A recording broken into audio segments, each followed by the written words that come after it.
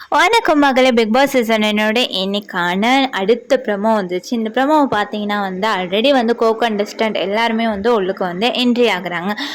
வியானா நேற்று வந்திருந்தாங்க. விக்ரம் சாண்ட்ரா வச்சு செய்கிறாங்க. சாண்ட்ரா நீங்கள் நடிக்கிறீங்க அப்படிங்கிற ஒரு விஷயத்த திவ்யா கிட்டேயும் மற்ற கண்டஸ்டன்ட்கிட்டையும் போட்டு உடைக்கிறாங்க. சாண்ட்ரா இந்த இந்த இடத்துல நடித்தாங்க, இப்படி இப்படி பேசினாங்க அப்படிங்கிற ஒரு விஷயத்த சொல்கிறாங்க. விக்ரமை நீங்கள் தான் பக்ரம்ங்கிற பேருக்கு சூட்டபிளான ஒரு ஆள், நீங்கள் நடிக்கிறீங்க, உங்கள் மாதிரி ஒரு கேம் பிளான் யாருமே பண்ணிக்க முடியாது, உங்களோட சுபிக்ஷா சேராமல் இருந்தால் சுபிக்ஷா வின் பண்ணியிருப்பா அப்படிங்கிற ஒரு விஷயம்லாம் தேவையில்லாத சில விஷயங்களை சொல்லிக்கிட்டு இருக்கிறாங்க. இருந்தாலுமே சாண்ட்ரா விஷயத்துலலாம் அவங்க சொன்னது ஒரு உண்மையான விஷயம். சாண்ட்ரா நடிப்பு தான், ஓகேவா.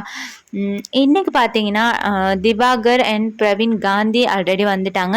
இப்போ இந்த ப்ரொமோவில் பார்த்தீங்கன்னா பிரவீன் ராஜ் உள்ளுக்கு என்ட்ரி ஆகுறாரு. வந்த உடனே எல்லாரை பற்றியும் குறை தான்.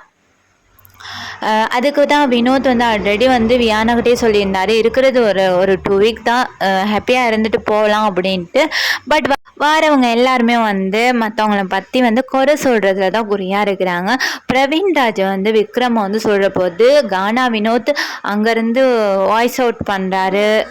என்னன்னா, நீ ஏன் இப்படி இப்படி இப்படி பண்ணுறீங்க, நீங்களாம் எப்படி பின்னாடி பேசுனீங்க, நீங்களும் எல்லாரோடையும் சேர்ந்து தான் குரூப்பிசம் பண்ணினீங்க அப்படிங்கிற ஒரு விஷயத்த சொல்ல கானா வினோத்தை இவர் சொல்கிறாரு, நான் 30 நாளில் சம்பாதிச்சதை நீ 90 நாளில் சம்பாதிக்க முடியாது அப்படின்ட்டு.